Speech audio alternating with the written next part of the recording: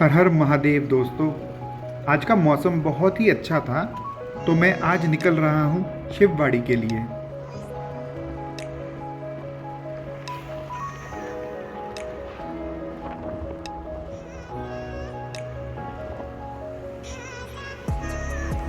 कुछ देर राइड करने के बाद हल्की हल्की बारिश शुरू हो गई। जैसा कि आप देख सकते हैं, पंजाब और हिमाचल दोनों में इस वक्त बहुत ही ज़्यादा बारिश हो रही है और आप देख सकते हैं कि यहाँ पर भी लैंडस्लाइडिंग हुई है।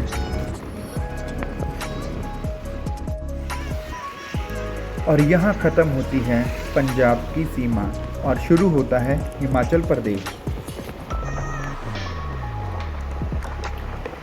हिमाचल शुरू होते ही यहाँ पर दो रास्ते शिववाड़ी के लिए जाते हैं, जिनमें से मैंने चूज़ किया है जो रास्ता अभी नया बना है और ये रास्ता बहुत ही खूबसूरत है।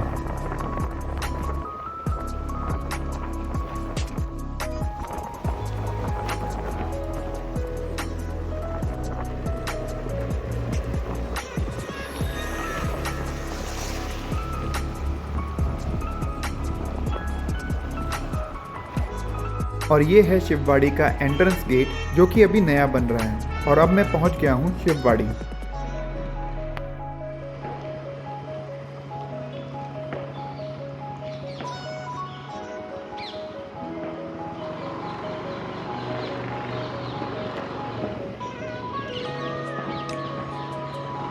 आज बहुत बारिश पड़ रही है यहाँ पे। मैं भी पूरा भीग चुका हूँ यहाँ तक आते आते।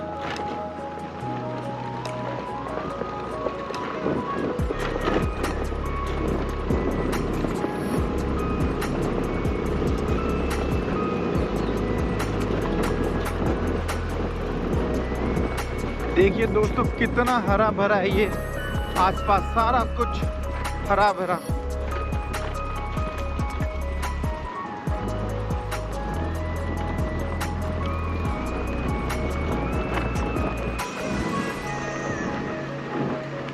बहुत अच्छा मौसम है आज का। गगरेट शहर से लगभग 1 किलोमीटर की दूरी पर सर्वशक्तिमान भगवान शिव का ये प्राचीन मंदिर है। तो दोस्तों, अब मैं पहुंच गया हूं शिववाड़ी मंदिर।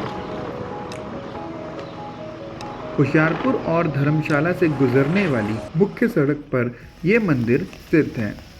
ये मंदिर शिववाड़ी मंदिर के नाम से लोकप्रिय है, जिसका अर्थ है शिव का घर।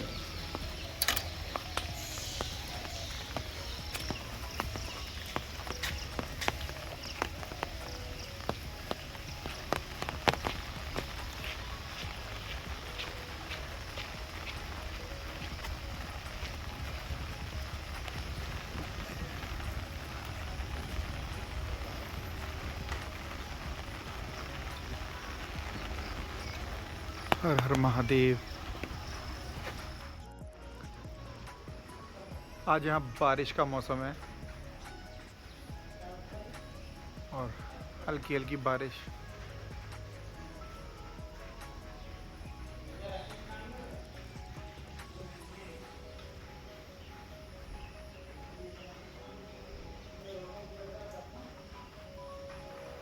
तो दोस्तों, चलते हैं शिववाड़ी मंदिर के अंदर और करते हैं महादेव जी के दर्शन।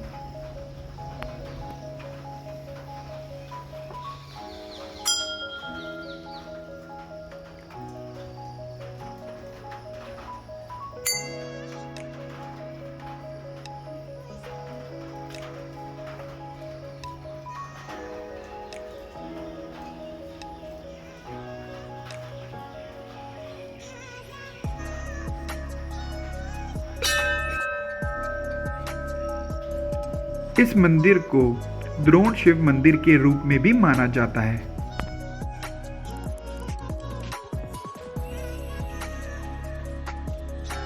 गगरेट के छोटे से गांव अंबोटा में ये मंदिर स्थित है।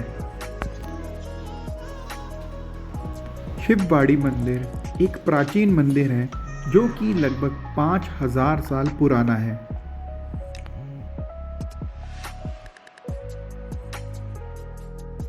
और ये है यहाँ पर विराजमान महादेव शिवलिंग रूप में। हर हर महादेव। यह स्थान गुरु द्रोणाचार्य के शिष्यों के लिए परीक्षण स्थल, तीरंदाजी अभ्यास क्षेत्र माना जाता था। ऐसा कहा जाता है कि शिवबाड़ी मंदिर का निर्माण गुरु द्रोणाचार्य के आदेश पर सोमभद्रा नदी के जगमगाते जल के तट पर उनकी पुत्री जयती के लिए किया गया था। गुरु द्रोणाचार्य की पुत्री भगवान शिव की परम भक्त थी। लोकप्रिय लोक कथाओं में ये भी कहा गया है कि गगरेट में स्थित शिवबाड़ी मंदिर उन कुछ स्थानों में से एक है जहां भगवान शिव शिवलिंग के रूप में विराजमान है। परिणाम स्वरूप इस मंदिर में सैकड़ों लोग हर साल जुलाई और अगस्त के महीने में पूजा अर्चना करने के लिए आते हैं। शिवबाड़ी मंदिर में रहने वाले पंडितों के पूर्वजों द्वारा बताई गई कथाओं के अनुसार गुरु द्रोणाचार्य नियमित रूप से गगरेट के किनारे से बहने वाली स्वयं नदी के जल में स्नान किया करते थे और शाम को भगवान शिव की पूजा करने के लिए हिमालय के राजसी पहाड़ों पर चले जाते थे। गुरु द्रोणाचार्य की पुत्री ने एक बार जिद करके द्रोणाचार्य जी से पूछा कि वह शाम को कहाँ जाते हैं और जिद की कि वह भी उनके साथ जाना चाहती है। उत्तर में गुरु द्रोणाचार्य ने अपनी पुत्री को कहा कि वह जहाँ भी जाते हैं अपनी पुत्री को भी लेकर जाएंगे और इस बीच उन्होंने उसे घर पर ही भगवान शिव की पूजा करने के लिए कहा और अपने पिता के सुझाव के बाद जयती ने विश्वास और भक्ति के साथ भगवान शिव की पूजा करनी शुरू की। भगवान शिव उनकी भक्ति से प्रसन्न हुए और एक छोटे से बालक के रूप में उनके सामने प्रकट हुए। क्योंकि जयती की भगवान शिव से मांगने के लिए कोई विशेष इच्छा नहीं थी, इसीलिए वह छोटे लड़के के रूप में प्रतिदिन उसके पास आने लगे और उसके साथ खेलने लगे। हर हर महादेव। कुछ दिन बाद जयती ने अपने पिता को उस जटाधारी लड़के के बारे में बताया जो प्रतिदिन आकर उनके साथ खेलता था। इस रहस्यमय लड़के के बारे में सुनकर गुरु द्रोणाचार्य ने उनकी पहचान के लिए उत्सुकता प्रकट की और उनके बारे में पता लगाने का फैसला किया। वह अगले ही दिन जल्द ही घर वापस आए और चकित रह गए। सर्वशक्तिमान भगवान शिव जो प्रतिदिन उनकी बेटी के साथ बालक के रूप में खेलने आते थे, भगवान शिव की उपस्थिति से अभिभूत होकर गुरु द्रोणाचार्य ने उनके समक्ष प्रणाम किया और उनसे इस चमत्कार के बारे में पूछा। भगवान ने उत्तर दिया, क्योंकि इस छोटी सी बालिका ने इतनी श्रद्धा से मेरी भक्ति की है तो मुझे इसके लिए यहाँ आना ही पड़ा। भगवान ने उसे उत्तर दिया कि वह इस संसार में हर एक जगह पर शाश्वत आत्मा के रूप में विद्यमान है और उन लोगों के समक्ष प्रकट भी होते हैं जो उन्हें पूर्ण विश्वास और सच्ची भक्ति से पुकारते हैं। फिर गुरु द्रोणाचार्य ने इस स्थान पर पिंडी स्थापना की और एक मंदिर का निर्माण किया गया। शिवलिंग स्थापना के माध्यम से भगवान शिव अदृश्य हो गए और मूर्ति के रूप में मंदिर में निवास करने लगे। यह दिन बैसाखी के बाद दूसरा शनिवार था और हर वर्ष इस दिन भगवान शिव की पूजा करने के लिए विशेष व्यवस्था की जाती है। यह भी मान्यता है कि इस दिन यहाँ आने वाले भक्तों की मनोकामनाएं अवश्य पूरी होती है। ये जो आप देख रहे हैं बहुत सारे छोटे छोटे मंदिर, ये उन्हीं महात्माओं के हैं जिन्होंने यहाँ तपस्या की थी।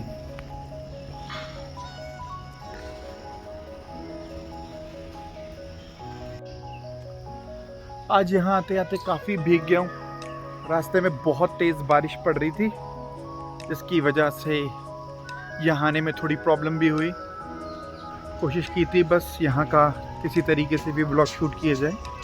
जब निकले थे तो बिल्कुल भी बारिश नहीं थी और सडनली बारिश पड़ने लग गई। तो ये था दोस्तों छोटा सा व्लॉग शिववाड़ी का। अब मिलेंगे नेक्स्ट व्लॉग पर, स्टे ट्यून्ड। ये मंदिर चारों ओर से घने जंगल से घिरा हुआ है। इस जंगल के पेड़ों की लकड़ियों का उपयोग केवल विशिष्ट उद्देश्यों के लिए ही किया जा सकता है, जैसे मृतकों के देह संस्कार के लिए, मंदिर में भंडारा या लंगर बनाने के लिए, या मंदिर में होने वाले यज्ञ के लिए।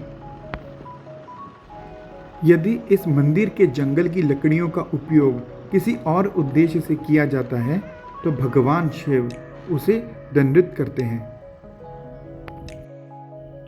इस मंदिर के चारों ओर वन क्षेत्र के ठीक बाहर एक हिंदू शमशान घाट भी है, जिसे आमतौर पर शमशान घाट भूमि के रूप में माना जाता है। तो यहाँ खत्म होता है ये छोटा सा व्लॉग शिववाड़ी का। तो जल्द मिलेंगे दोस्तों एक नई लोकेशन के साथ, एक नई जगह पे। हर हर महादेव।